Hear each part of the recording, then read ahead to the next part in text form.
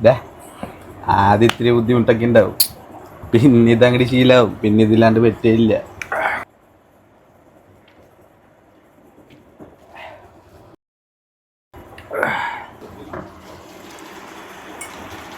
എടാ ഇത് ശരിയല്ല കേട്ടോ. ഇവിടെ ഒരുപാട് വിശ്വാസികളൊക്കെ ഉള്ളതാണ്.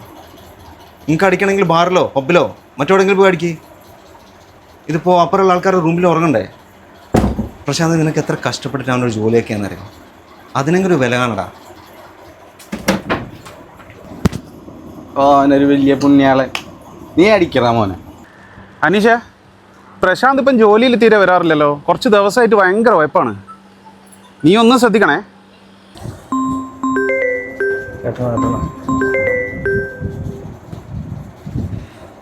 ആട്ടാ പ്രശാന്തേ, നീ എവിടെടാ?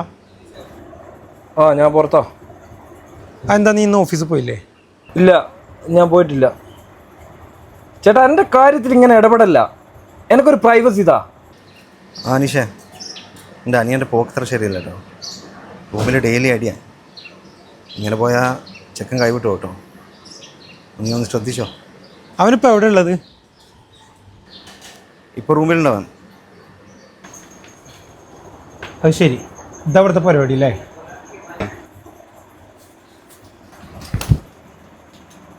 എടാ, നിനക്ക് വിസ ടിക്കറ്റ് എടുക്കാൻ വേണ്ടിയിട്ട് 16 മണിക്കൂർ പട്ടിയെ പോലെ അറബിയുടെ കീഴിൽ പണിയെടുത്തോണ്ടാ ഞാൻ. നിന്നെ മാത്രം ആലോചിച്ചിരിക്കുന്ന ഒരു അമ്മ നാട്ടിലുണ്ട്. നീ ആലോചിച്ചടാ. കണ്ണി കണ്ട സാധനങ്ങളൊക്കെ കുടിച്ച് കയറ്റിയിട്ട് അവസാനം ലിവറോ കിഡ്നി പോയി കഴിഞ്ഞാൽ ഈ പറഞ്ഞ ഒരുത്തനും ഉണ്ടാവില്ല നിൻ്റെ കൂടെ. മറക്കണ്ട. ഡാ മോനെ, കുറച്ച് കഴിഞ്ഞാലേ ഇതൊന്നും പോരാൻ തോന്നും. അവസാനേ ഏട്ടനേതാ അച്ഛനേതാ അമ്മയേതാ നിനക്ക് തിരിച്ചറിയാൻ പറ്റാതാവും. ഇപ്പോൾ നീ എൻ്റെ കൂടെ പോകുന്നില്ലെങ്കിൽ പിന്നെ ഇങ്ങനെ ഒരു ഏട്ടൻ നീ കാണില്ല.